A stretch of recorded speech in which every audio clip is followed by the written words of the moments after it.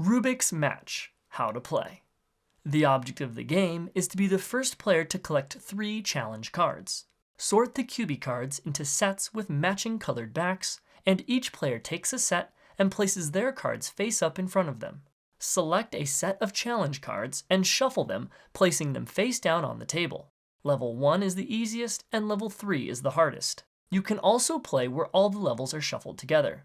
When everyone is ready, the oldest player flips over the top challenge card. Now, all the players must race to create the pattern on the challenge card using any combination of their own Cubie cards. You may use as many or few of your cards as you want, and you are allowed to overlap your cards however you wish. To win the round, your pattern must match identically to the challenge card. You cannot have any extra segments in your pattern. The first player to make an identical match wins the challenge card and collects it. All players reset, and a new round is played with a new challenge card. The first player to collect 3 challenge cards wins.